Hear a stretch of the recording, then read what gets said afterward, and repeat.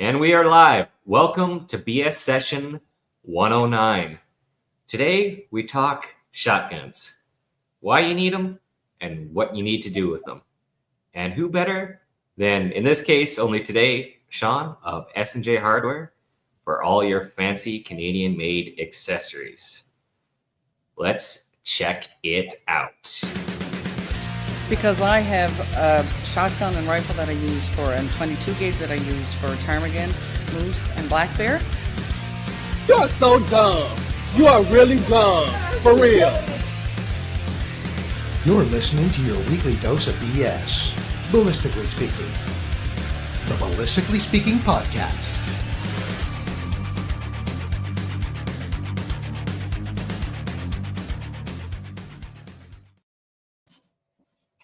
I should just start off the question. Do you have any accessories for the 22 gauge shotgun? 22 gauge accessories yet. We might work on it depending on how long the current government stays in place. Yes, because apparently that's all that we might have left. But thankfully, we have a election within the next year, if not half a year. So Well, we hope faster. yes, hope very quickly. So I'm gonna kind of cut the chase. I'll get the ad reads done. I'll do half the ad reads now, and then I'll do half of the ad reads later, just because I'm the only one here to read them. Lay it out. We are brought to you today by Callsign 66, Canada's best rifle training. Welcome to the Brotherhood. Book a course now at callsign66.ca and follow them on Instagram at callsign66 and on Facebook at C/S66. We're also brought to you by Ribstone Gunsmithing. Craftsmanship done right. Contact Oscar at ribstonegunsmithing.ca and breathe life back into any firearm. March Scopes Canada, the Dion optical design line of rifle scopes for your hunting and shooting needs. I'm Doug and Niza at marchscopes.ca. We're also brought to you by Sterling Arms International, home of the Sterling Arms R18 Mark II and Mark III, and the R9. You may notice the first two are on a certain list, but the last one, that's not on a certain list. Stay tuned for updates very shortly. All right. I'll do the other ad reads later. So send it on over to Sean and explain, how did S&J Hardware get into making accessories and parts for shotguns? So the lore goes very simply like this. The S and the J got together. They were at a party, and one of them, the S, turned around and said, I wish, I had the ability to do this better. I'm probably paraphrasing here. I know I can do this better, right? Yeah. Something along the lines of, I need an engineer for this. And the J turned around and went, I just happen to be an engineer. The relationship was born in 2003. Okay, well. So we've been around for quite some time. This was a startup from basically a basement in the garage that has dedicated itself to Canadian-made parts, made in Canada. As we like to say, zero Chinesium. Even the springs are made in Mississauga. Nice. So it is one of those things that we stay dedicated to. We're 100% guaranteed. We think we're on par or better in most cases than anybody on the market. That's saying something. I've used them all before I came to S&J. I've used them all. I've used Van Comp. I've used who's the other guy down there? Used a bunch of them anyway, but and then of course the usuals, right? The Mesa Tactical and the other stuff like that. There's nothing that beats the S&J line. It's just solid quality equipment that was always there. And when I had the chance to come over, I didn't even blink. Yeah. So, and then Simon, of course, was gracious enough to give me a position, and onward we go. Yes. Yeah. I actually have a question here from Bending. Yep. Does S&J sell in the U.S.? Well, absolutely. So if you are in the U.S., most of our stuff should be gettable, if you will, through snjhardwareusa.com.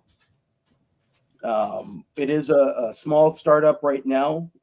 We are working on it all, right from the bottom end to the top end, FFL, the whole works. Yeah. And then eventually we'll make some parts down there as well, especially the most common stuff. That way, our U.S. friends will then get quality parts as well, made in the USA, and they don't have to worry about any of their points and stuff that go to their weird shotgun laws. Yeah. It kind of knocks me sideways to say I can have an 8-inch Delask barrel on a gun so long as my overall length is 26 inches, but down there anything less than 16 and a half, I think it is, becomes a short barrel rifle. Of course, it's born of a pistol to start with, so I don't know. Yeah. So that's the one thing, especially unfortunately now, that's the only one thing we can hold over the heads of the Americans that we can have with less regulation are those shorty shotguns. Oh, so, absolutely. Yeah. Unfortunately, and I just actually posted the website in the comments for those that are listening that are in the United States, Select Bending. You can check out the products there. So what was that like expanding to the US? Was it more hurdles than you thought, less? It's proving to be more time, energy, and money. It's kind of like getting a pal. Everybody can get one. Yeah. Right? It just takes time, money, energy, and a whole lot of shaking your head. We're getting there. We'll have that fully up and running. I'm hoping here within the first quarter. Okay, nice. But the way governments get in the way sometimes, it is what it is. Yes. Working heavily on it, but the website is up. Okay. When is ordered on that website that doesn't come or isn't available due to an error or something like that, we'll send it out of Canada, and we're not going to charge anything extra, that sort of thing. So, okay, that's nice.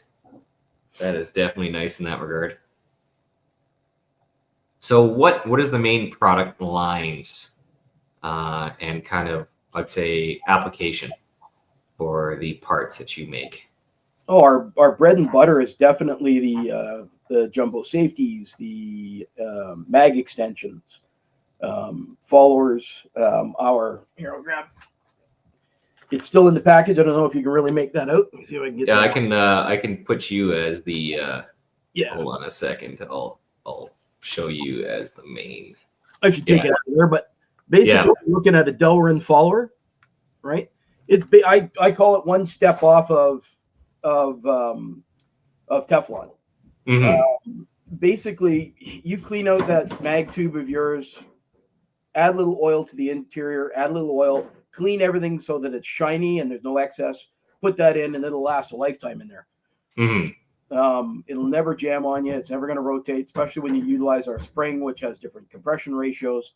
It is a wider spring, so different than the originals out of most stock guns. Yeah. The beauty is you buy one of these kits, and you've got enough spring there, especially if you're doing shorties, right? You've got enough spring there to build 2 short guns. Oh, that's nice. 18-inch guns, but 18 and a half. But nonetheless, they're there as well. But again, 100% guaranteed. Something goes wrong, you give us a call. We'll take care of you. Yeah. It is what it is. Our optics plates, that sort of thing. Charging handles, right? I'll show that to you here in a minute when we do another close-up. Is our 1301 charging handle. It's just hitting the market. When you pre-order, it is now in stock, and all of our pre-orders will be going out on Tuesday. Yeah. So if you've ordered one, it's on the way Tuesday. Oh, nice. Bending asked, do you make Benelli parts? Oh, absolutely. Yeah. We've got extensions. So what do we got? M4, was it? Yeah, so we do an M4 extension for sure. We've got an M4 optic plate, what we call the Sierra Optics plates. Those plates are fantastic. They may get a rework here. We're not sure yet, but we have some ideas. Never Nice. stop prototyping, right? You never stop evolving and never stop engineering things because you're just going to end up stagnant. Yeah, for sure. But yeah, so we've got the optics plates, we've got the extension for the M4, we've got a charging handle for the M4. We have our bad tab, which, believe it or not, for a combat shotgun, the M4 was made with an extremely small bolt release. Mhm. Very, very tactically or Tactile. There it is. Yeah. Maybe some more beer will help. It's so small. I don't understand how that type of gun, and it's purple, has that type of a tiny little bolt release. So we developed the bad tab to solve that problem. It basically puts a bar right along the side there and covers over it, and it's spring steel.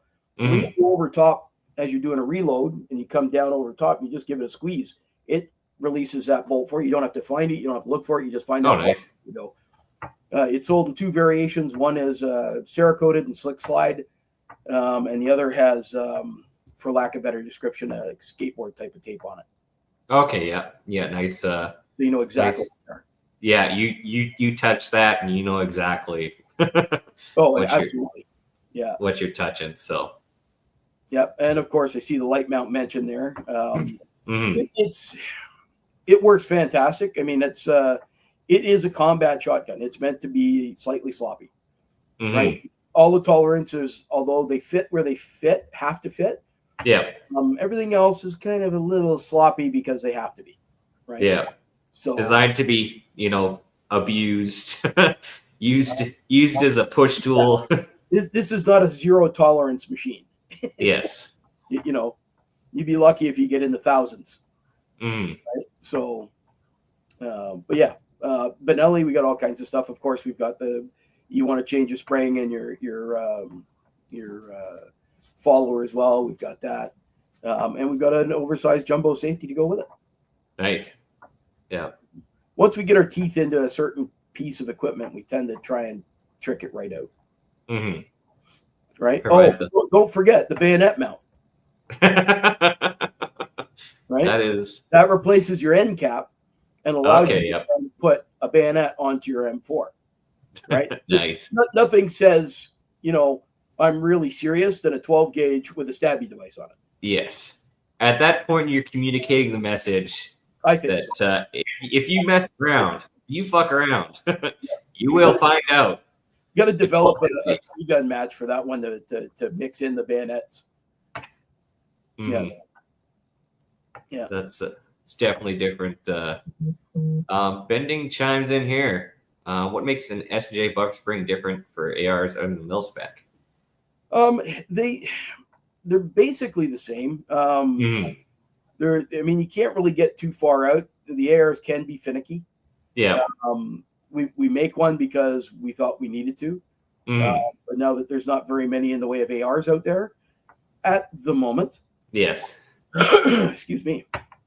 That particular device is not really in production as much as it could be, or that it was, because, well, there's no call for it right now. So it's basically the same thing. We stand behind our product. So even if that thing were to shatter, not work for you, whatever the case may be, you would send it back to me. Try doing that with a U.S. product. Yeah. Yeah, Benning just asked because he's out of the States, so and he's in Kentucky. Right. So he's in he has some freedom. Yeah, you're right. He's got some vested freedom there. Yes. I'm not sure what part. I think he maybe means what part would you recommend? I'm not sure what Christian is trying to say here. Well, it's bone stock, so why don't we just assume he's looking for parts? Yeah. How about we talk about the so I haven't played with a lot of the Versamaxes. I know Simon has. So I could be wrong here, but I do know that the charging handle on the Versamaxes loves to come out. Yeah. We do replace a lot of those. Those are one of the better sellers in the store because they do pop out quite a bit. Our charging handles, here, I might actually show this one. Sure. So, yeah. it'll be similar like that to contour. So basically, as you grab it, depending on how you reach over to grab it, how you grab it this way, let me put it on the other side here. So it's on the side. Yeah. If you reach over to grab it and function it this way, you're not going to slip this way. You're not going to slip back into the action. We prefer that little contour. If you really wanted to, you could add a little bit of that skateboard tape in there if you wanted to. Mhm. Everything is Cerakoted, so take that with a grain of salt because nothing really sticks to Cerakote well. Yeah. But definitely that would be the number one bought item for the VersaMax. Okay, yeah. That's the number one recommended. You also guys do a lot for the 870, I see. Well, I mean, the company was basically born on the 870. Okay, yeah. Where there's a part made for the 870, we've probably done it and done it 4 times from Monday. Yeah. Including the MCS line, which I'm not sure if anybody has seen. I'm sure there's lots of hype out there, but we're quite proud of it. The MCS system was basically a shotgun that came with one of these. Now, what's the difference in this? You say it looks like a Pachmayr grip, right? And just a standard pistol grip. Yeah. Well, what you're not seeing here is this dovetail set, right? Let's see if I can get the light to get that for you. There you go, a little bit. Okay, yeah. So that goes into a reciprocal plate on the back of the gun, and that then becomes a pistol grip for it. So comfortable. Like, I'll share with you some video and stuff we took at one of the ladies' days. And then, as we like to call her, our chaos coordinator. She is basically the heart and soul of our shipping and day-to-day front end stuff. Amanda, we've got a video of her shooting it, and it was pretty tame. Now, these MCS guns were built on little 8-inch, 9-inch, 10-inch, 11 and 18s barrels. And they came with everything from this pistol grip to a stock. Yeah. Right. Standard car setup. Right. And then it came with this really cool speed feed. Oh, yeah. Right. Now that speed feed, although I don't have the one here with the end on it, that is one of the originals. So this actual butt pad is literally unobtainium. We're going to look at what's made here.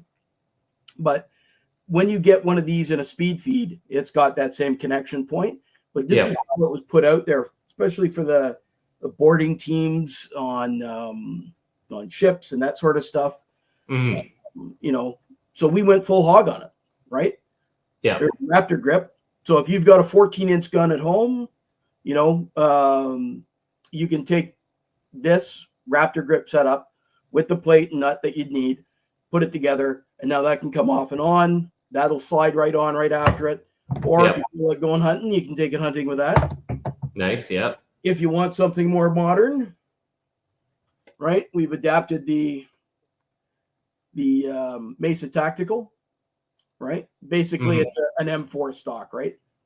So we've adopted that to it. And one last thing here that really is the piece de resistance, which is the Magpul SGA stock. Okay, yeah. So you've got an option all the way around. Really for whatever you want to run it for. Whatever you want to do, yeah. So the 870 is one of those guns that's been in military production, in policing. When I was in the armored car industry, it was the gun that was in the back of the truck. In the front of the truck, the back of the truck, wherever you were at, there was an 870 around. So I'm super familiar with it. I mean, we make the mag extensions up to a +3. We make an oversized jumbo safety, which is night and day different than the standard safety. We've got Picatinny rails with a center cutout so that you can still hit your bead and be able to see it. Oh, right? Yeah, nice. Yeah. Or add something onto that rail and away you go. We've got both 4 slots. So here's something that a lot of people don't know is that pre bankruptcy or Chapter 11, however they phrase it, they were a 4-hole design on the top of their guns, right? For drilled and tapped. After, they're a 3-hole. So we make both a 4-hole and a 3-hole for those that want to be very specific about how it works. The Yeah. 4-hole will still fit and work on the 3-hole version of your gun. So if all you can find is one of those, it'll still work fine. Yeah. What else we got for the 870? We got optics plates. We've got, obviously, we've got the, where did that one go? Right? Our shot shell Mm-hmm. strips, shot card strips, right? Best on the market, I'm telling you now, right? I've had, I don't know how many hundreds of these over the years. Mm-hmm. Every last one of them, when you've loaded it, does this Mm-hmm. because of the tension. Yeah. That although it Velcro's on, you have to do a little work to get it on there. This isn't going to bend on you. It's actually been reinforced with Tigris, right? Which Yeah. is material, right? It's super rigid, right? You know, there's one there. It's straight as the other one was. Oh yeah. Yeah, that's that's some weight hanging off that card too. Right. So these are the thought that goes through these things. You know, I mean, our motto is combat, competition, and defense, right? Mm-hmm. There's a lot of parts that we use or we make and manufacture that are now in use with the CF. And I know that it's gone down to a couple of companies in the States. It gets disseminated to other places. Yeah. Where I have no idea. I just know where it went in the States, which is a big kind of hub for people to grab stuff. There's all kinds of stuff for the 870 that we make and manufacture. And pretty soon, since it's still attached to the gun, I'm going to leave it there.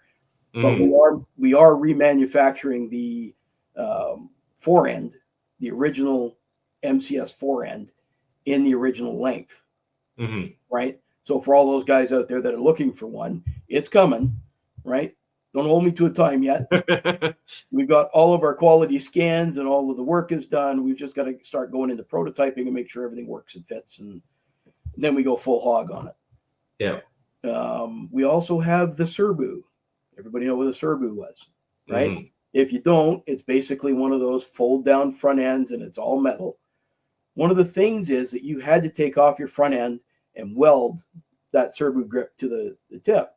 What we've done is we've made a sleeve that goes over top of your action bar and tube, right? It goes on, you put your castle nut back on, and now it's available to use. Now you can go back to your other gear instead of, you know, you want to look cool for a match or something. You have that Serbu, you can go have some fun. Yes. We're also going to make that an MCS length, right? Nice. So, absolutely love the platform of the 870. What else did I miss? I probably missed a bunch of stuff, but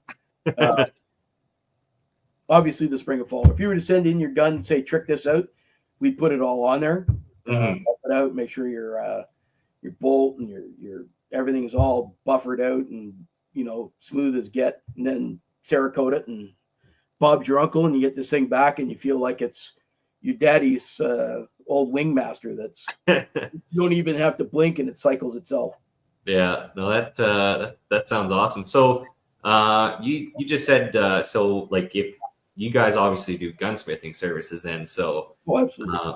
So if you have just the old 870 sitting in the back closet that needs a little bit of love, a little bit of performance, they can send it off to you guys, or if they're local to the obviously Ontario area where you guys are, you can drop it off and 100%.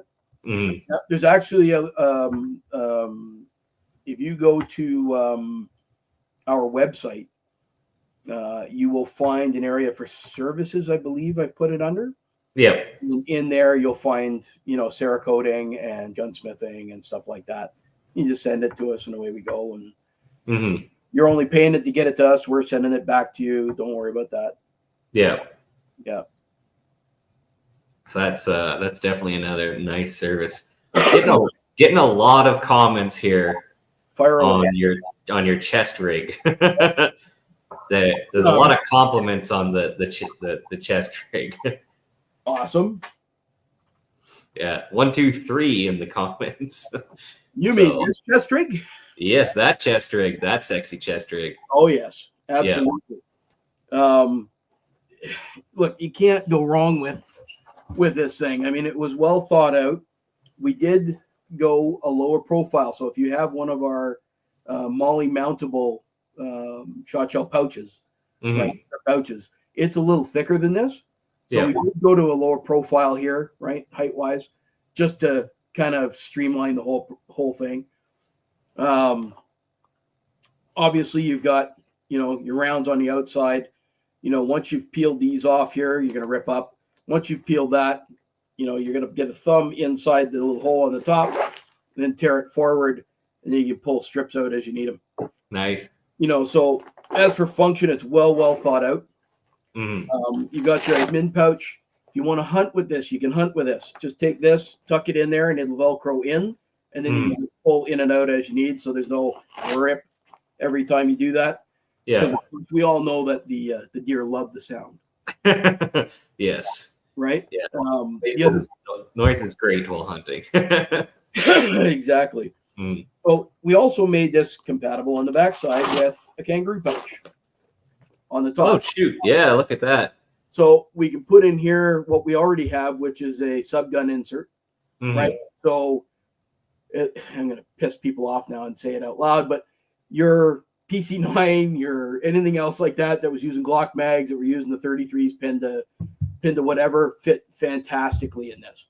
Yeah. Right? If you're running a 3-gun match, you've got Mhm. all your shotgun gear. There's 36 rounds sitting readily available. Whatever your gun holds, plus one on the gun. You're ready for whatever you need to with that particular setup. And then you can have 5 to 7 round or mags in here of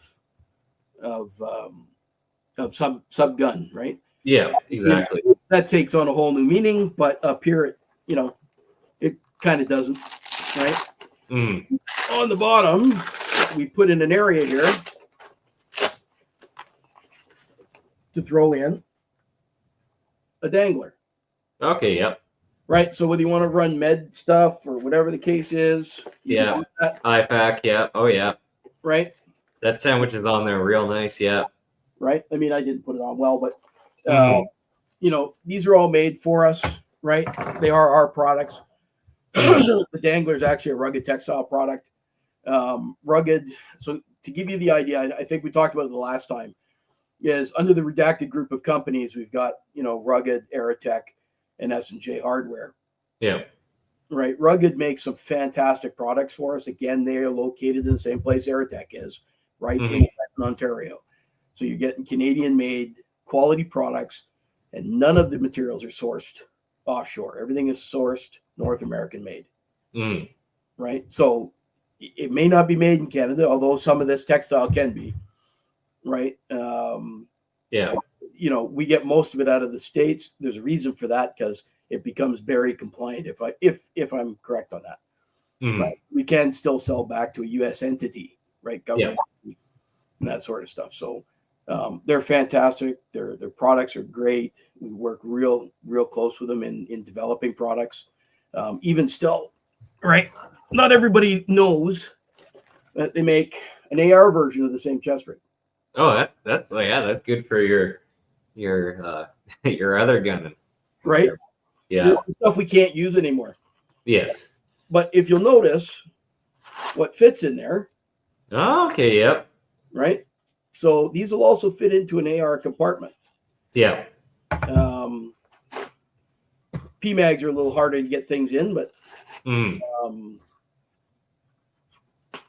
yeah, so it all fits in there. It works really well. Bungees also hold it in, the same admin pouch, the same the dangler area, and the same spot here on the top. Our next iteration of this will come with the ability to move these buckles in, right, to connect straight into a tack vest. Yeah. So Yeah. Your different configurations. Yeah. That's that also looks really well done and thought out. And one AV chimes in here. Couldn't help but pick up two at TACOM. The finish was sweet. Straps are extremely well done, and no sharp edges on the straps to irritate. So yeah, well thought. Well, all of us have done the 3-gun. All of us have done the point where we have to wear stuff all the time. Like having a sharp edge on a vest or on yes, vest that's got to wear it for a while. It sucks. Yeah. especially that nice July plus 27. You're sweating like a pig. And next thing you get a strap rubbing into, and all of a sudden you're a little bit crankier than you otherwise would be. Well, So- you take it out on the targets, right? Exactly. Yeah. Thankfully, you have that, but that's one of those mental distractions, so to say. It's a pretty cool stock here. Also, I see you do make some Mossberg type stuff. Absolutely. Yeah. Favorite product is the oversized jumbo safety. Mm. So it basically that really tiny safety that's on the Mossbergs is very thin. It's probably a little bit less than pencil thickness. Yeah. You're really trying to aim to get that quickly, right? Especially match type scenarios. You miss it all the time, right? Mm. Well, it's raining out. It's going to go right over top of it, right? So we make one that's made out of aluminum, Mm. right? It is Cerakoted, and it is put in place, and it is a giant diamond. I didn't bring one, but I thought I should, but I forgot to. Actually, Sure. can you keep going? Someone's at my door, and there's nobody else to answer. I'll let That's you. okay. I can watch the comments too, you know. Yes, exactly. Keep rambling. Thank you. Sorry, just a second.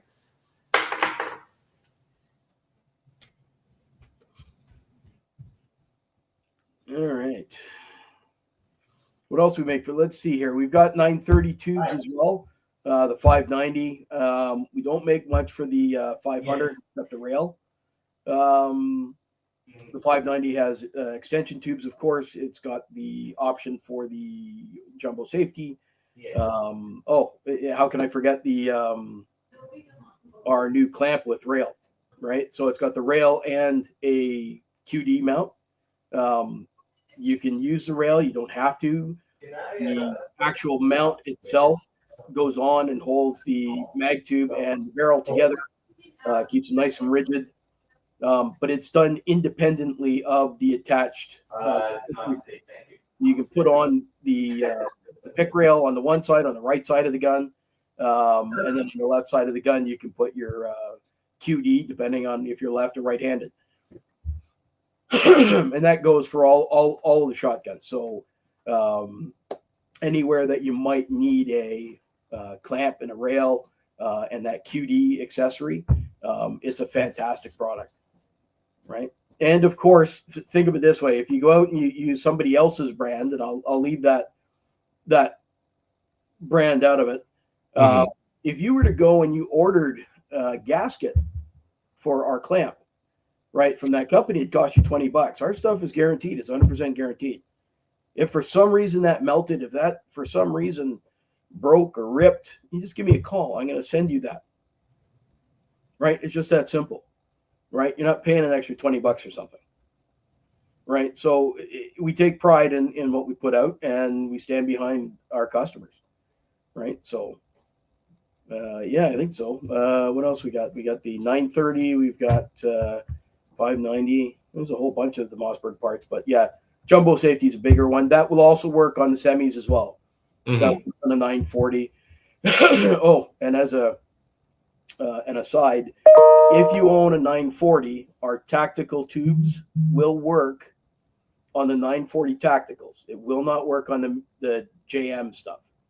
Right, so any JM 940s, our mag tubes won't work on, but on any of their tactical guns of the Mossberg 940, all of our 930 mag tubes will fit. Mm. That's awesome. So I kind of want to go a little bit into SJ overall. So you guys are a retail location as well. So yeah, let's talk about that for those in the Ontario area. Okay, what would you like to know? Where do you want to start? What would you say the focus of the store is? Like the main kind of product lines you appeal to in the store. So types of consumers, types of activities that people that shop at your store most commonly do. like most stores, we have local guys that are coming in, the hunters, trying to see what we have that works up their alley. Mhm. They come in for ammo, they come in for accessories, camping equipment, a lot of the medical supplies that we keep, right? All of our Mhm. medical gear is got from 1110, from North American Rescue or CTOMS. Yeah. Occasionally we get stuff right out of Israel, which is where CTOMS or North American would get them as well, right? So a lot of guys come in that way. We're right beside CFB Trenton. Mhm. A lot of military traffic. We love taking care of our customers that way. One of the biggest differences, let's talk about gun stores in general. Yeah. Everybody in our industry, well, let's just talk about the gun owner. So as a gun owner, you're a gun owner, I'm a gun owner. Mhm. We've walked into stores before where somebody watches you walk in the door and they keep their eye on you all the way around the store. They say nothing, Yeah. right? You feel like you're being watched at all the times, and then you see the cameras start moving around on you, right? And then you're like, oh, for the love of Pete. And then you go over and you ask a question, and you go, nah, I don't know that, right? You come into our store, if we can't find it, we'll order it for you. Mhm. Yeah. You come in and you want to spend half an hour going through a purchase, you're about to spend $1,000+ Mhm. If you come in to buy a 1301, I'm going to take my time with you. Let's talk about it. What are you going to use it for? Yeah. Right? My approach and what I've tried to teach all of our staff is very simply this. That person coming in could be a new person, could be somebody very experienced. Right? Yeah. You want to make sure that you're taking your time with them to understand their purpose and the needs that they have. And then talk about the possible wants. Right? Mhm. I said, you got this. You ever thought about a side saddle? Instead of using a plastic one, why don't we put a rail on there? Why don't we do this? Why don't we give you a whatever? It's not in a lot of businesses. Like I did work for Canadian Tire, and as much as that was a good experience for me, Mhm. My relationship with my customers was before the company was. Mhm. They treated me extremely well, right? Yeah. But my customers always came first. So if I could do something for them, I would walk them through it. Mhm.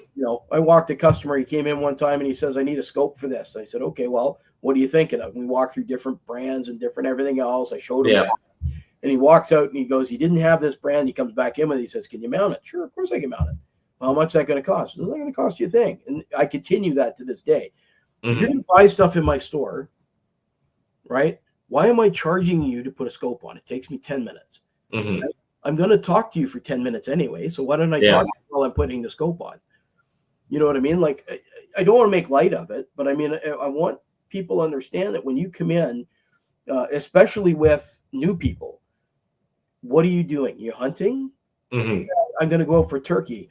Okay, well, that combat gun there that's only 18 inches is probably not the one for you. Let me explain why. If Yes. that's what you want, I'm going to hook you up. I just want to make sure you've got all of the information you need. Right? Yeah. Hope like hell that they're going to listen to that and not feel like they're being gypped because they went somewhere else and they got hammered with nothing. Right? Mhm. Can I ask you about turkey guns? What do you want to know? That type of response or being looked at, Yeah. down your nose sort of thing. We don't like that at the store. We Or make sure that you feel comfortable when you're there. yes. There are times where there are 10 people in the store and I'm still looking at somebody walking in the door going, we're busy. Give me a couple of minutes and I'll get around to you. If it's something quick, just stand close and let me see if I can answer it when I get a quick break here. Yeah. Addressing a customer, letting them know they're there, right, makes them understand that they're not just, another ring on the cash register. Yeah. That's not what we want. You come in, I've had older folks come in that say, my scope's out of alignment. I can't figure it out. So they put it up there, and the front objective lens is bent because he dropped it and he didn't realize it. Oh, jeez. Right? And, sorry to show you, bud, but this is, I said, you're kind of hooped. And, they go, well, what do you need? Or I said, you need a new scope, right? Well, I don't want to put a lot of money into it. And I said, well, let's find you something in your thing that worked for you and everything else. Then we put it on. And he goes, okay, well, how much do I owe you for putting it on? Nothing. You bought the scope here. Yeah. you already got hammered by the gun gods by dropping your gun, Yes. right? Yeah, the old misfortune Right. on the firing line. I'm not going to add injury to insult. Yes. So, we want to make sure that the customer understands that they have the control, that I want to know what they're interested in so that I can give them the right product. And then I'll give them a brace of calibers. Say, if you're hunting deer, are you going to hunt deer? Is it just coyote? Well, let's talk about a 204 Ruger, a 22-250, and what the difference is in recoil. In my area here, right, it's all shotgun. I can't use rifle for deer, right? But I can for coyote, which doesn't make any sense. M&R figured out. Yes. Especially with a jacked up 22-250 going 3,000 feet per second and dropping miles a worth few of travel. inches. Who knows? Who cares? Yeah. So the idea is to make sure that they understand what they're getting themselves into. And then the other thing that I love to educate people on is, look, you're going to get into your first gun, whether you buy an Axis, whether you buy a Ruger Precision, a Ruger American, or a Mossberg, entry-level Mossberg, a 4x4, whatever the newest thing is. It's still an entry-level gun. So let's talk about price point. Let's talk about which one fits you the best. Because as soon as you get out into the field, you're going to go like this. This doesn't fit the same, because, you're not wearing 1.5 inches extra worth of clothing, right? Or a stiff vest or whatever the case may be. So having that experience and being able to share that with them is valuable. And I find that a lot of our customers, find that it is invaluable to understand. Then they come back, and that's the relationship that I want. I want you to come back to the store. I want you to feel at home, right? To that point, we have added in a coffee bar.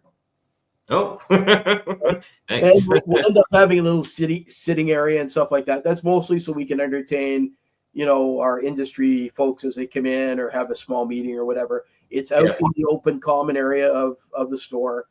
But we had a nice river run table done of live edge, right? Oak and iron out of Madoc. Fantastic people. Trish and Steve. Trish used to work for us. And she should never have left, Trish. But Steve does fantastic work. So this is a gorgeous new table. We'll have some coffee set up on it here soon, and a couple of fridges there. So if you want a coffee, you want to sit down, you want to have a water, whatever, it's all going to be there. Oh, nice. We want to take care of the customer. We want you to sit down, feel comfortable, come in and shoot the shit. Why not? If anybody's spent any time in a gun store, they know that there's people coming in strictly to do that. How many times you sat in the gun store, asked a question, the guy beside you that's on our side, not as a customer, on the customer side of the counter goes, "Oh yeah, I know about that." And then 20 minutes later, you're okay. Well, let's get back to this and see what we need to do for you, right? So you might as well have a coffee while you're doing it. Exactly. You might as well sit down instead of just leaning up against the counter. Exactly. That's awesome. Absolutely. I also see, obviously you said you have a fair amount of medical supplies. Is it true that I saw there's medical training? Yeah, so we were doing a Stop the Bleed for a while. Interest in the course kind of waned. So we took it and kind of stuffed it for a little bit. We'll get back to it here this year. We also have a partnership here that we're just about finalized with Phase Line Green. Nice. We start up at a range close to us, yet to be announced. That we are going to start running shotgun courses and everything that Phase Line Green does. Green was on with us the last time. Yeah. And we're looking real forward to that. And then of course, both Simon and I are looking for the PAL course, the ability to teach that. So we'll be able to teach that all in-house. We have a basement level classroom that we teach out of, right? That's where we were already doing the PAL course. We had another PAL instructor doing it. But we've had to take the space back just basically for the sheer volume of stuff that we've had to start bringing in. So, and then, makeshift and what's the word I'm looking for? reclaim space just to put product. If I say our product, so the more we make, the more space we need. Yeah, understandable. That's not a bad problem to have. It's not, no. Yeah. So when it comes to the manufacturing side, is that a separate facility? Is that a couple facilities? No, that is the brainchild of Simon. Mhm. He runs that part of it, both in the predictions as well as GM. Obviously, I'm giving him the numbers, but he Yeah. goes and looks at it and magically figures out what he needs to order and timelines as his relationship with our facility that does our work. It's not our facility; it's somebody else's. Okay, so yeah. we're not supporting local. That is Yeah. a Belleville company that does that.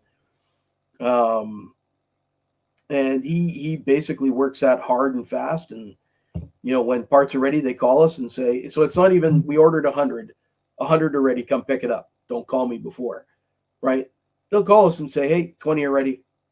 Perfect. That's why we run pre-orders, because we know that as things become ready, they call us, right? And then we've got the ability to just go Cerakote them and send them out. I am sorry. I'm just having some camera issues here. There we go. No Got that worries. resolved. So, no, that's yeah. So you obviously local manufacturer that obviously has done really great reputable work. So that's great to hear. So Did I hear shooting range? I wish, my friend. I wish. not quite. So I mean, what has I think it's going to take this a little bit different direction. As a person in the industry, what is the overall feeling and conversation right now? I mean, it's been a very interesting time. We had a OIC number 2 before Christmas. Yep. We see the government is falling apart. What, if you were to kind of summarize what you think most of the industry is thinking right now, to kind of give an insight to the consumer side, what is kind of the feelings of business? The collective thought of Canadian businesses in this industry is, son of a bitch. Mm-hmm. We're all, again, like I like to say to everybody now, we're above the below and below the upper, right? Mm-hmm. We're making it do, and we're doing well. We'd like to be doing better than we are. Even over COVID, it was,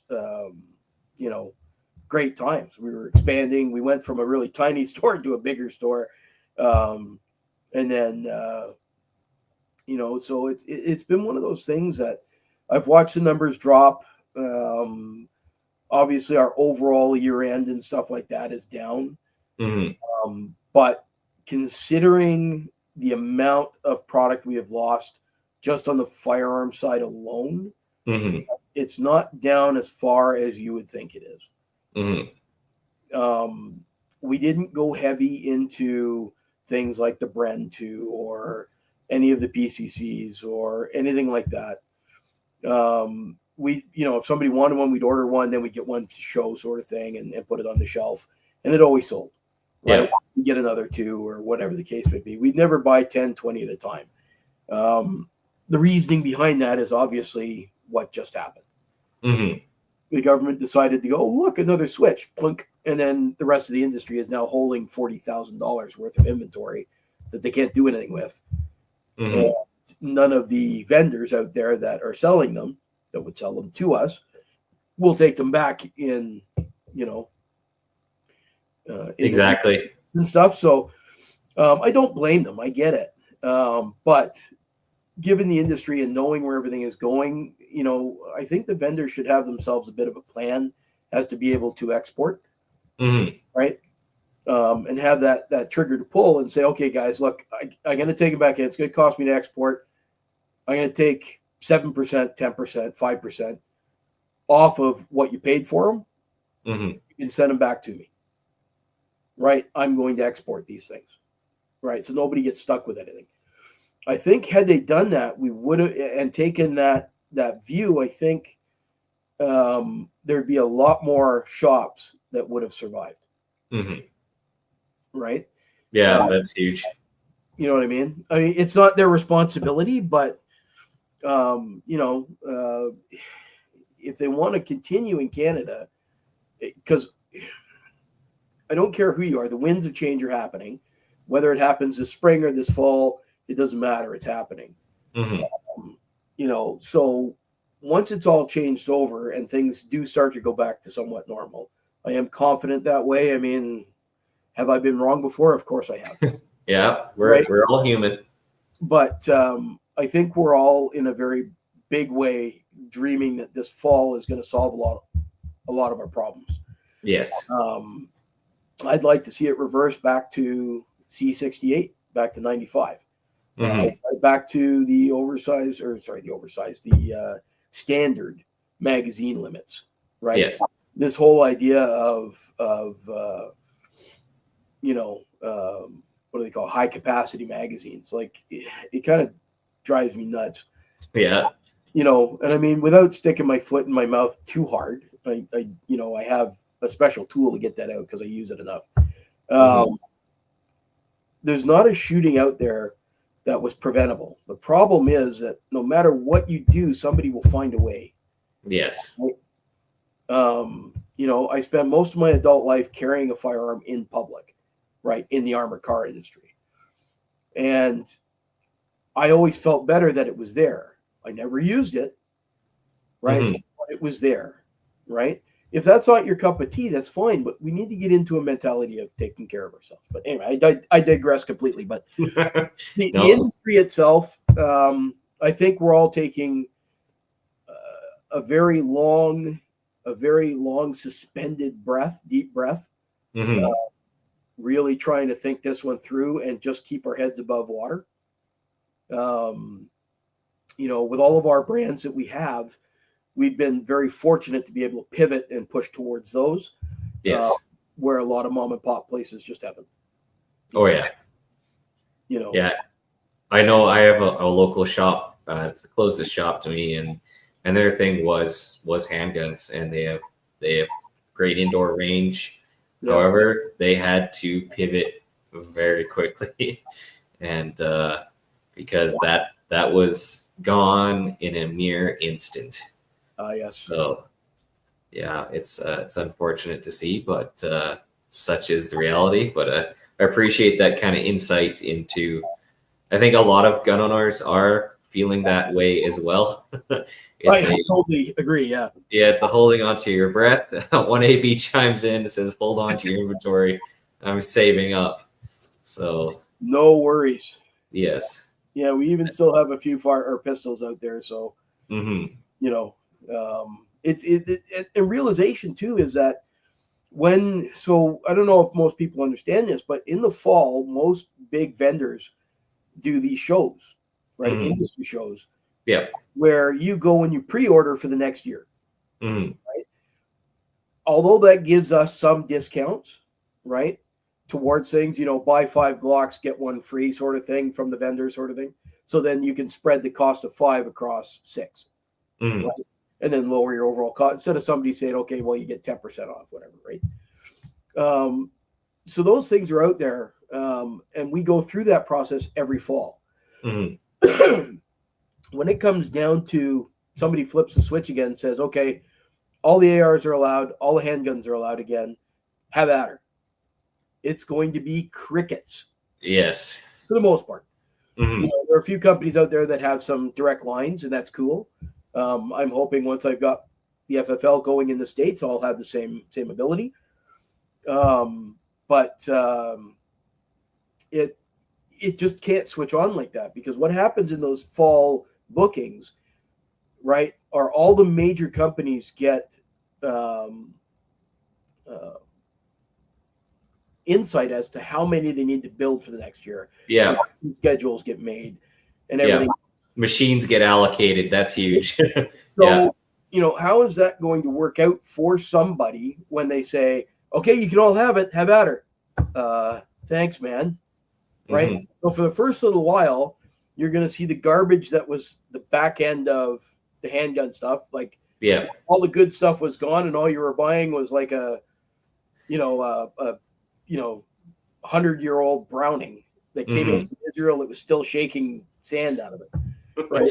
Yeah, Um, or you know, a couple boring 22s. right, exactly. Yeah, You know, nothing wrong with the 22 though, but absolutely not. Actually, you know what yeah. was one of the best guns I had never played with was Mhm. the Beretta 71.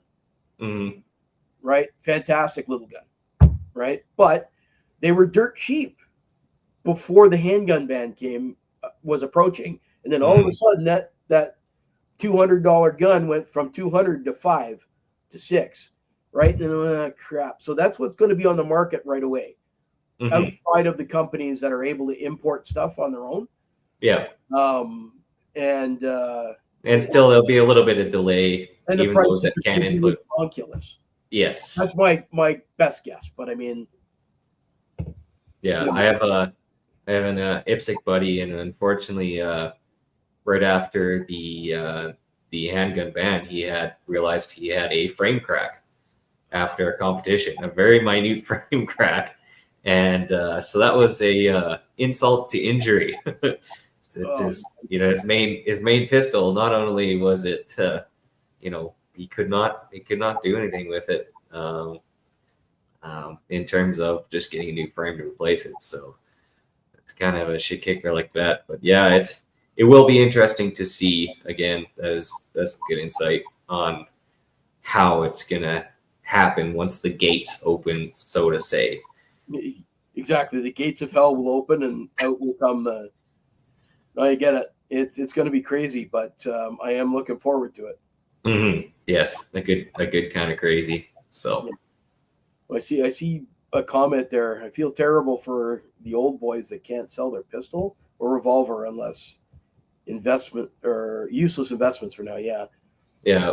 right. Yeah, I get it. I mean, no, let's go back to C68 where you might have had the ability to actually sell, depending on what 12 series you had on your belt. Mm-hmm. You know, this whole band thing, the whole OIC thing, the whole C21, 71, it's insidious. Mm-hmm. It's crazy just how silly they got. Yeah, and that's another kind of damning thing to see is we've seen Polly come out that the word that the liberals are going to be soft now, even though obviously they were just appeased by the liberals with the latest OIC. I think Polly is right now is kind of let's just say twisting the liberals' arms because they know that the liberals Yeah. are in a bad position, and I think they're trying to essentially get every last drop out of them before the liberals expire. Oh, definitely bringing that. Yeah. Oh, absolutely. Yeah, they're wringing that dirty dish rag out Right. with a lot of torque. On the political side, this is the danger of special interest groups, and of course we are one. Yeah. But when you get too far in bed with one, right, you've gone way too far, right? Mhm. And look, people within the Police Savant, whatever it is, who were part of that attack, right? My heart reaches out to them. I want them to understand that should never have happened, Mhm. right? But there should have been a plan in place for security's sake. Yeah. And it wasn't, and there was a failure. And once that barn door is open, it should have been solved. And then we had Dawson College, and then we had something else, right? We don't learn from anything. Mhm. It's a very silly, very weird thing. Yeah, it's fortunately evil is it's a fact of life. It's a known thing, and it doesn't change. Unfortunately, it is still there. You have to respond to it as it happens. Unfortunately, because we've seen it before. Unfortunately, the Nova Scotia incident, our largest mass killing, was done with a U-Haul van that you could rent for $19.99. So, well, you rent your gun too for these things, but you know, yes. So that's definitely a fact of life that I think they don't realize. So I want to get your thoughts. A lot of people are talking about simplified classification. Say that again? Simplified classification system. Okay. For firearms. Have you heard this before? I may have. Throw it at me in a different light, and I'll see if So essentially, it is, like right now, essentially, the system is running on a series of lists. Everything is named specifically and given a specific designation. A simplified classification system would just be essentially a series of operations or dimensions. So, say anything fully auto, prohib. Anything semi-auto under a certain length, restricted. Anything semi-auto over a certain length, non-restricted. It's still a list. Mm-hmm. My own, without speaking for the company, my own personal thought on it is this. If you have evil in your heart, you are going to do evil. Mm-hmm. No amount of stopping what you can have and can't have, right, is going to prevent anything. Yeah. Whether you have a list that is 10 pages long or 100 pages long, whether it's based on classification, based on the length of the barrel, or based on the length Mhm. of something else. The problem is every part of that remains subjective, Yeah. right? And there's not one straight answer for any of it. Mhm. Right? The reason they went to a 4-inch barrel, and I'm convinced of this, for a handgun, right, is because everything was like 4 1/4, Mhm. right? Or 4 and a bit. And everything, instantly became a 12 series gun back in 95. Yeah. So I think no matter what, you're going to get lists. Do we oversimplify things? You can do that. The problem is that there's always some way for somebody to take it, twist it, and then throw it back down the hill to make it go in the direction they want it to. Yeah. And that's the unfortunate part that I think most people, Canadians in general, are bad for this, is they don't understand where the top of the hill is. And the minute a politician kicks something over the edge, it's going. Whether it's going fast, going slow, it doesn't matter. Sooner or later, another politician is going to get behind it with a bigger boot and give it a bigger hoof. And all of a sudden, it's now rolling down the hill, and we're standing here with no handguns, no ARs, and everything else, and everything banned based on looks. Because the big, scary GSG-16 is going to get you. Yes. So whether a simplified list is there, whether it's oversimplified this way or that way, Mhm. it's still a list. Okay. Yeah. No, I like that. I like that viewpoint. I think it does.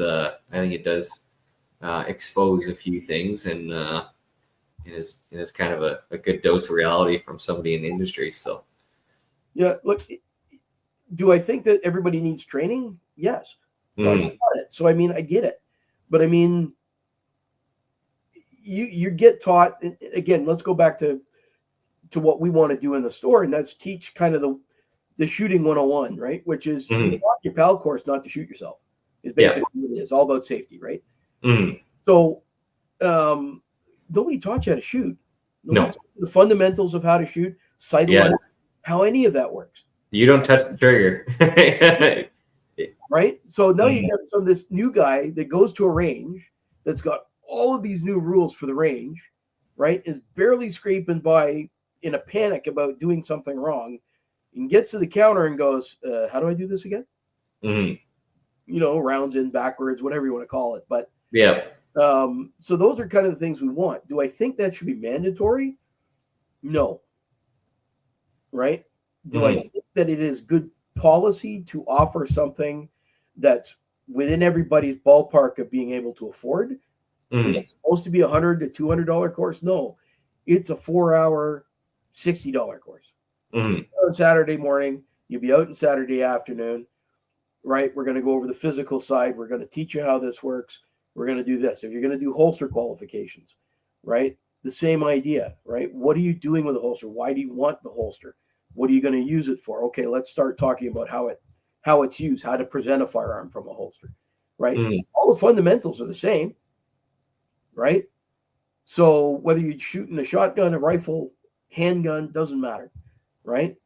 Or finger cannon, right? All the Exactly. same, right? The 4 fundamentals are what they are. They never change. Do I think that we need some safety training? I think that is something that everybody should get, especially if they've never had any training whatsoever.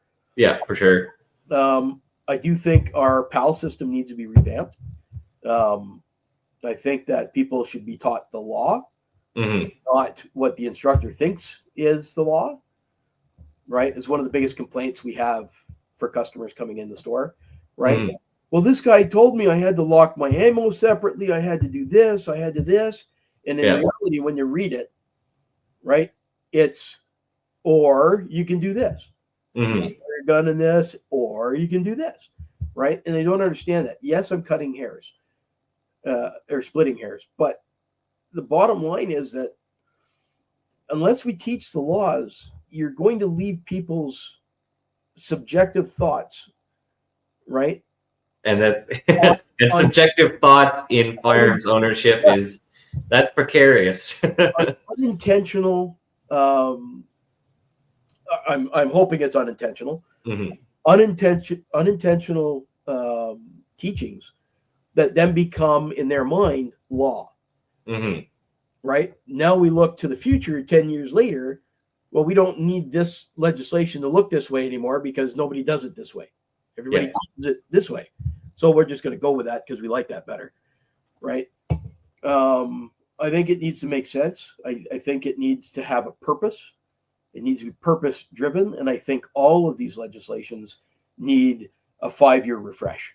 Oh, yeah, for sure. This is not a lifetime deal. Yeah. Well, that's fine, but you can get retrained or you can do a whatever. I'm not saying that once you got your PAL, you need to be retrained. What I'm saying is we can update it as we go. If we find that this works better, we can do it differently. And after 5 years, if it's something that really makes sense, call it like the U.S. calls a sunset clause, right? Just that it doesn't sunset, it doesn't go away. It just gets a review. Yeah. Right? And you find a process to do that, right? Yeah, I totally agree with that. And like, that's my personal view, but yeah. Yeah, no, I think a lot of people agree. It's the fact that, change is inevitable. Change happens. And we kind of have to have a fresh look at things. Things change. And I think, something like, to me, something that really is on top of the wish list is suppressors. I'd love to have personal protective equipment. Exactly. Yeah. That's what it is. It's the same patent as a muffler. Yeah. Nobody drives around. I mean, you're on redneck or 16-year-old guy in a souped up Toyota drives with no muffler around. But have you ever read the suppressor stuff in the criminal code? I have. Any device, I can't remember it verbatim, but any device meant to lower the decibel level of whatever. So theoretically, the muffler on your car is a prohibited device. Right? I'm sure somebody somewhere will be able to tell me it's not, but if you look at it in the grand scheme of things, that's exactly what it does, and you're right. Yes. Yeah, dampen the sound of a firearm. So yeah. I mean, I can't tell you how much hearing damage I've had over the years. IPSC indoors, right? When somebody's playing with a 38 Super or 9x21 in a race gun. Yeah. And there's really no split times because they think they're call it Rambo. I don't know. John Wick. Yeah, exactly. Yeah. Well, yeah, no, yeah. There's no split time, so everything's bang, and it's just growing and growing. The whole range just kind of swells and vibrates, right? And then you're screaming at the guy that's 2 foot away from you. What did you say? Yeah. No, I think it's also just every legislation in the firearms needs a nice, fresh relook. I agree. Pragmatically, because again, some of this stuff has not been touched for a long time. I'd compare it to like your grandmother's kitchen. Your grandmother's kitchen was functional in the 60s, and it still technically works today. But is it the nicest kitchen? Is it up to today's fashion and use standards? Not exactly. The old ashtray that sat on the kitchen table, not really needed anymore. Yeah, you really don't need crystal ashtrays anymore. Yeah. Yes. So I kind of put it that way. So yeah, here's to hoping that we get a fresh relook not only of our main classification regulations, but other things as well. So I think Ian Runkle brought it up that blowguns are very illegal. So a hollowed out piece of bamboo, Right. That allegedly. doesn't get past 50 foot per second. Exactly. Yeah. So because allegedly there's a lot of assassinations going around with poison darts. Well, you know, So that would be terrible. yes. So that's here's to hoping. Well, with any luck, we'll see some legislation change. Yes. And I see the repeal everything from 1978 legislation. I don't know. We need full autos, but they would be fun. So Mm. you know, Even one time. Let's get our rights back first. yeah. Even I think even if you could go to your local range and have a full auto to rent, Yeah. I think that would be a great start. Right? Exactly. Yeah, exactly. You can't leave the range. It's range property. We really need to do some mag dump therapy. I think it's a great mental health thing. Oh, And we'll frame it as that. So when I was down at Smith & Wesson the first time for my instructor's permit, they have a room. Well, they don't use this facility anymore, but the room is literally wall to wall, matrix type, guns. I need more guns. And it's just wall to wall, full length of the facility sort of thing.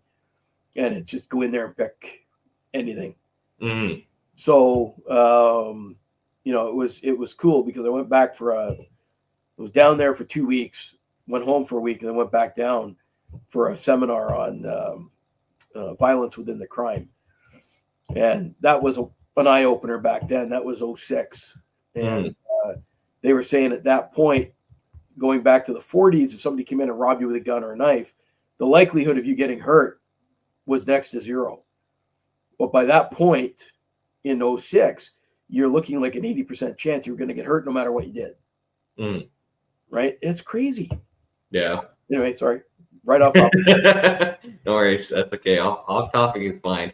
Sometimes it goes there. So is there anything else about SJ Hardware that we didn't cover that you think should be covered? Oh, well, what do you say about SJ Hardware? Well, I can give you my own personal view from before I started here. I knew Simon, believe it or not, back in the 90s, but had never met him. Okay. Kind of in the peripheral. Yeah. Right? Well, no, it's funny because I was a manager in Toronto with an armored car company. And he was working out of Sudbury as a guard. So he would give us a call to get combinations and calls and stuff. He had to go and fix a bank machine or whatever the case may be. I had no idea it was him until I met him at One Shot Tactical, right, where he was peddling his wares. Yeah. And then we finally connected, and we've stayed in touch since. And then this opportunity came, but in between time, before I really knew who he was, his quality products are just right on top of everything. Like I said, I've tried stuff, I've used stuff in the past. I've used a whack of stuff, stock wise, standard Remington stuff, choked, ATI. I've used it all, right? Usually in the armored car industry, because some other manager decided to say, this is really cool looking, we should get that. And then, one day we see this oversized safety show up. And I'm like, what the hell is this? And you literally just put your hand along the side of the receiver and go clink, and the safety's off, right? Call it good, call it bad, doesn't really matter. But when you go book like that and you're ready to roll, it was fantastic for us because you use a thick glove, you're whatever, trying to find a tiny little safety while you're in a panic mode is not a good idea. So, at that point I started following them and seeing the products, and I'm like, son of a, these are great products, made in Canada, all the things that I wanted to support. And then he just grew from there. so growing the little juggernaut that he's got going right now, I'm super proud to be on board with it. We're only going to get bigger and better. Ideally, I'd love to grow the company to Magpul size, right? Yeah. Can we get there? Damn right, I'm sure we can. But I'll settle for making sure that everybody across North America knows about us. Yeah. Believe it or not, we have a big following out of the UK. Well, mostly because they can't get anything over there, so yes, easier to import from Canada than it is from the US, right? So, and shotguns are kind of more their thing because that's more accessible. Well, I'd say the most accessible. Not that they're very accessible, but the most accessible for what they can get. And it sounds like you have a new customer in Kentucky as well. Bending sounds like he's gonna Bending Ballistic. Yeah. That. Order on a chest rig. So yeah, he can get that from the US site too. Should have some down there. Yeah. If he wants, he can give the store a call and they'll hook him up. Yeah. So. Right. What I should have done, probably still could do while we're here, but it'd take me a minute. Yeah. It won't go live, but what I can do is do a special kind of podcast, 10% off of everything. So if you're watching, you can get 10% off with a code. What I can do, you can put that into the links and stuff of the video when you post it. Yeah, I can put it into like the pinned comment. Yeah. Yeah. All right. So when we're done here, I'll make one up and send it off to you for the podcast, and it'll be good for a month. Yeah. We'll put that'll be on the absolutely that in the YouTube video, and we'll put it under our Facebook post for this show. So for those of you Canadian one, but the US guys, if you're looking for it, give me a call at the store. We'll hook you up. So awesome. Now your motto is combat, competition, defense. Yep.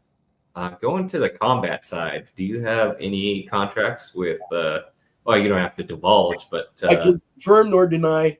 Yes. What do those customers look like, and what do they look for? Well, I can tell you that we've got a bunch of the original pouches, right, from the shotgun rig here, right? So these here, we have the original ones that are just single pouches all by themselves.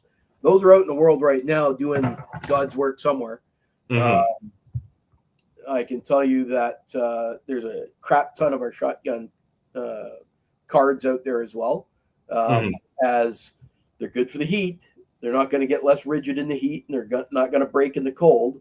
They've got a huge variance there, and they're out there. There's a lot of them out there. I know that without going into it too much, there's a resurgence in the 870 platform within the Canadian military. So I think they're dusting them all off. It might be for drone defense. It might be for whatever. Yes. So there might be some parts there. We do quite a big business with the medical side with a lot of police, fire, ambulance who can't get stuff readily. The truck, or not the trucker convoy. Was it the trucker convoy? It was Ottawa for something. I can't remember what it was. It was a big event. Anyway, they called us and said, without naming the institution, they called us and said, we need all of these that you have. That's a really specific number. What are we expecting here? They're blast bandages and TQs. What are we expecting? But it turned out they were just resupply. But they consider stuff a certain amount of time on board the trucks that it has to come off. Yeah, exactly. Has a lifespan. Yeah, there's some police forces out there using our vest, which I think we showed you the last time with the Aerotech stuff. Yeah, I think so too. Yeah, those are out there for the active shooter kits. So standard officers obviously don't wear level 4 or, special rated threat plates underneath. They just wear their standard soft armor. But when they're responding to an active shooter, you kind of want to put something on that's going to absorb a little bit more velocity. Yeah. I mean, so they're putting these active shooter kits together and putting them in the back of cruisers. And the Police Service Act has changed dramatically, so to a point where we're putting a lot of gear into the hands of our LEOs across the country. Nice. That's good to hear. It's good to hear that those people have quality gear. You know what? It's great that they can.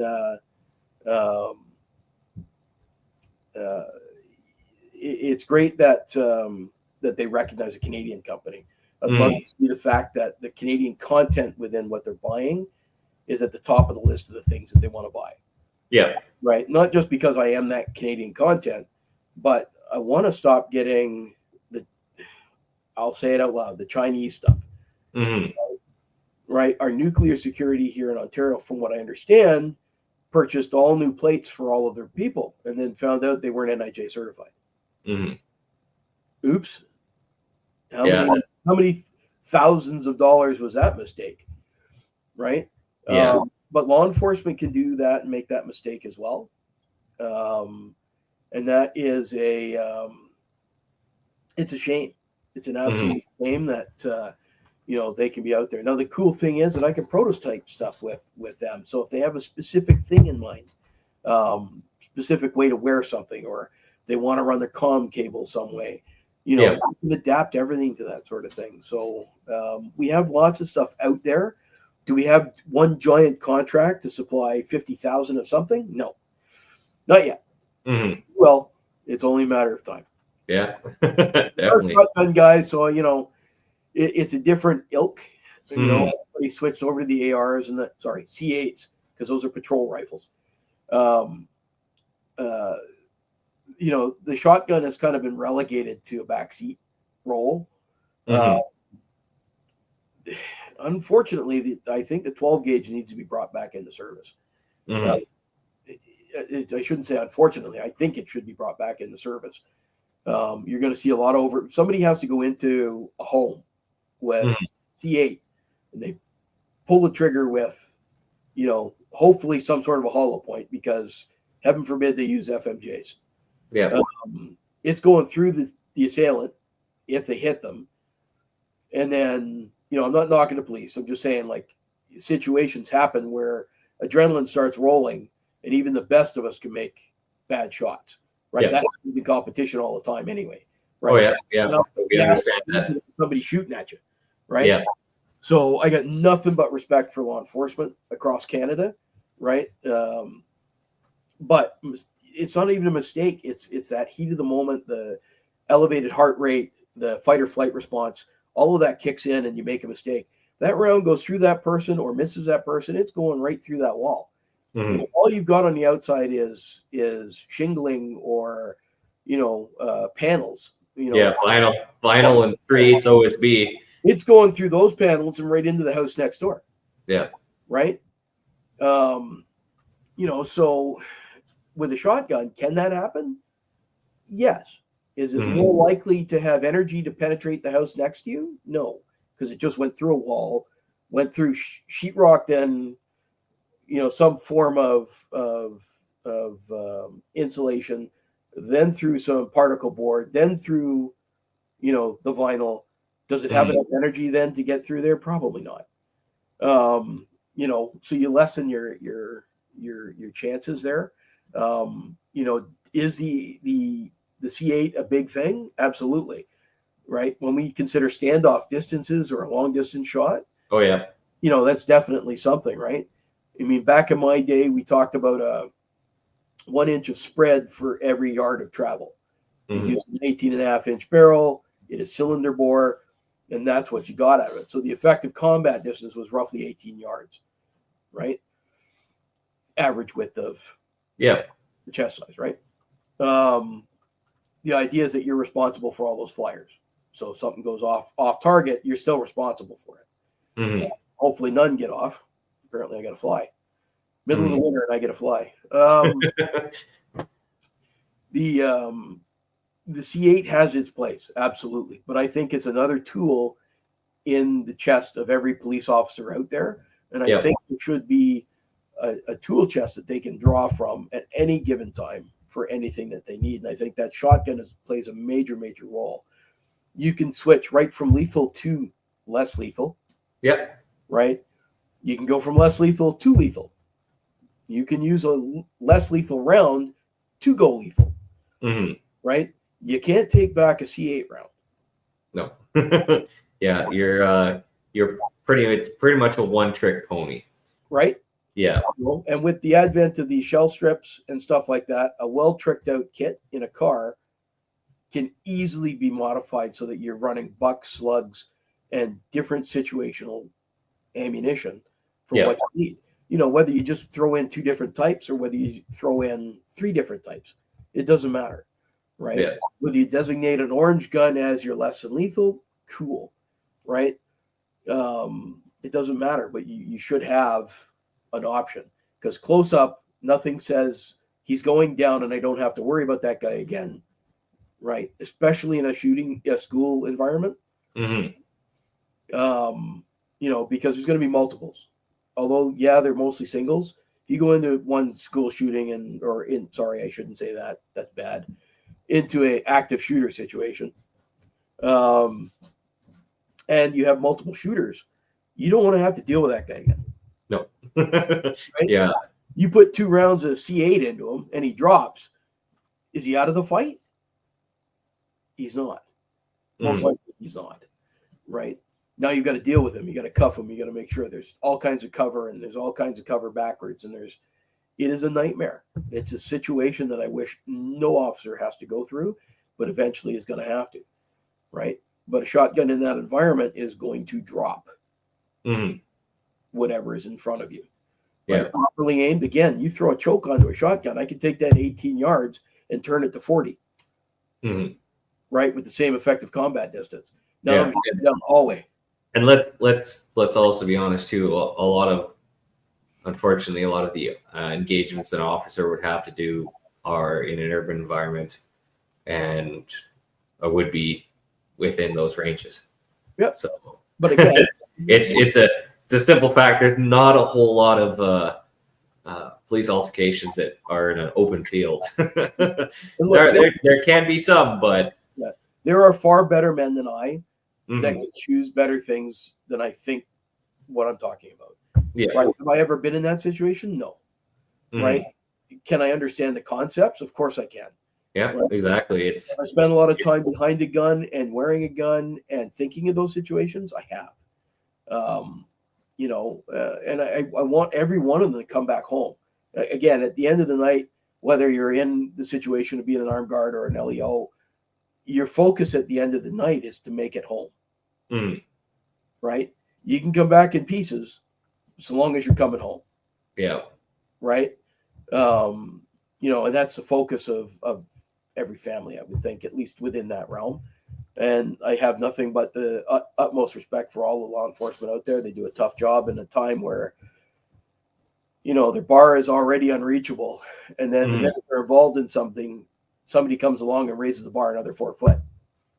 Right? Oh, look, you never hit the bar. You know, I hate that fact, but I hope that there's some change for that. I really do. Yeah, for sure. So, Bending chimes in. Does Sean just want me to email him instead of a phone call? Yeah, you can address it to me. Sales at sjhardware.com. SALES at sjhardware.com. Bending, let us know if you got that. So, all right. Let's see. Competition side. We'll finish off on that. Obviously, you detailed a good bit, but what kind of explain your relationship with the competitive shooter? Well, we're given an edge that most people can't. We believe that, especially with the chest rigs. Of course, I'm gonna double and triple dip onto the Canadian content side of things. Mm-hmm. our competition gear, all of it is geared so that it makes your life simple. You go through the mass motions of what you're doing, and you're not going to slide off. You're not going to have a hiccup. You're not going to have a point where you're worried about, function. We want to take those things away from you. Those doubts. Some of the bigger problems over time are things like mag tubes. Just think of mag tubes. So you got a pump gun and you run a pump gun on a 3-gun match, right? And you have somebody else's brand of mag tube extension. You go around, you buy a corner, right? And you go, oh shit, I forgot something. You go whack and you smash it off of that 2x4, and then you pull it in, you go back around, you go do your thing.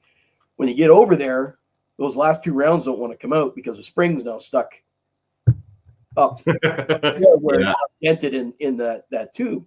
That's a fun surprise. Right? Surprise. Not that happens all that often, but we move fast, we do our thing. Well, I don't move fast anymore, but move smoothly. Smoothly, I'll take that. Yes. Those things can happen, and that's one of the biggest problems in a competition world, where you're sitting there going, son of a bitch, right? Our tubes are made out of 4140 steel. They're gun barrel type steel. Yeah, that's they make engine parts out of that for a reason. Right? Yeah. So I'll take that to things like TACCOM and other places. I've got a long one that's been made for this. And I just go whack, and then I drop a follower in it and then let it fall. Right? Let's try that with somebody else's stuff. Yeah. Right? On a piece of cement. That ain't gonna work. I was breaking this cinder block. Right? Of course, it mars the finish. Yeah. But, you take a couple hits with a cinder block, I think your finish will be a little marred too. Yes. Yeah. And I think it's most pragmatic people with a competition gun understand what it's for. And you may make it look pretty, but it's gonna have a few scratches. Yeah, well, everybody puts lipstick on a pig, right? Exactly. It's just the way it's supposed to work. Now we're there for function. We're there for reliability. We're there to take care of you. If something does, for some stupid reason, not work, you send it to me, and I'm going to give you another one. Right? That's not your responsibility. Just get it to me, right? Nice. And I'm going to send it back to you. Unless, of course, you've chosen a 1301 part, which everybody and their mom wants one now. So we're selling out of stuff faster than we can keep up with it. Yes, that may be in part two. Unfortunately, we have been told more what we can't have. Absolutely, yeah. Yeah. So you have seen business pick up, I would assume. Fortunately, unfortunately. Well, the whole idea of I won't say their name out loud, but their name kind of sounds like Goger. For some reason, all of these companies are selling below their map.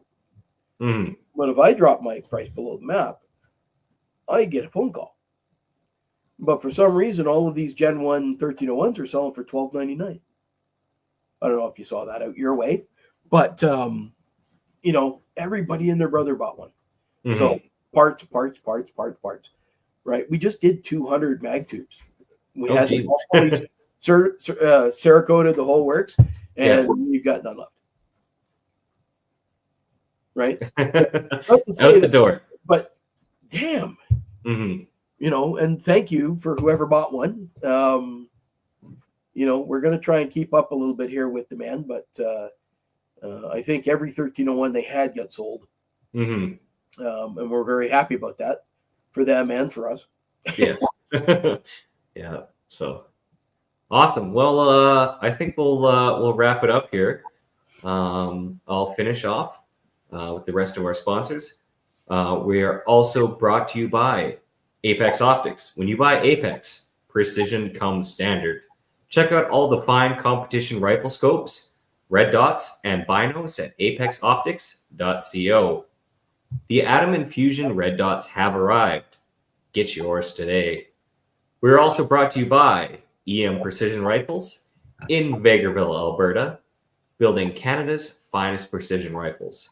Find Shane and Steve on Facebook, Instagram, and on their website, emprifles.ca. To keep you refreshed, Bolt Action Coffee brings specialty coffee to the precision shooting world.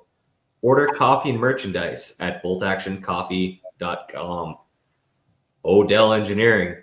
Pick up a Canuck shotgun or Bergara rifle from your local distributor and tell them Phil sent you. Look them up on Instagram, Facebook, and on their website at Odell Engineering, LTD.com. So those are our sponsors. I'd like to thank Sean for coming on tonight. I told Sean earlier, I forgot to mention to the audience. Unfortunately, you notice it's just myself. Chris and Rooster were unfortunately sick, and Mike unfortunately got a late Friday afternoon call out for some work, which everybody loves. So it was just me today. I'd like to thank Sean for coming on and explaining to us what SJ Hardware is all about. And hopefully we learned some things and saw some great products. And we'll wrap it up with that. One quick mention to our product. Unfortunately, I don't have it pulled up here. Folks, before I seal this up, please consider supporting us by heading over to storyknives.com to pick up our Gardner knife. We think this is one of the best survival / EDC fixed blade knives available for a very reasonable cost. We're pretty proud of this guy. Working the YouTube grind pays less than running a lemonade stand, and doing what we try to do to bring interesting stuff to our audience takes up almost all of our combined Canada carbon tax rebate checks. Thank goodness we're saving the planet with taxes. Please go have a look at a great knife. We're confident you'll be on your side for a lifetime. So look up Storied Knives, or if you're in the eastern half, go to CDN Precision, and the knives are sold there. And if you're east, you'll save on some shipping that way. A massive thank you again to Sean for coming on, and a massive thank you to all of our sponsors, Shane and Steve with EM Precision Rifles, Miles, Carrie, and Cappy with Call Sign 66, Duncan and Rob at Bolt Action Coffee, Phil Odell at Odell Engineering, Doug and Niza at March Scopes Canada, Vanya and Carly with Apex Optics, Oscar with Ripstone Gunsmithing, and J.R. Cox of Sterling Arms International. Thank you all very much, and we will wrap it up there with the outro, the 22 gauge. Because I have a shotgun and rifle that I use for, and 22 gauge that I use for ptarmigan, moose, and black bear. You're so dumb. You are really dumb. For real. You're listening to your weekly dose of BS, ballistically speaking. The Ballistically Speaking Podcast.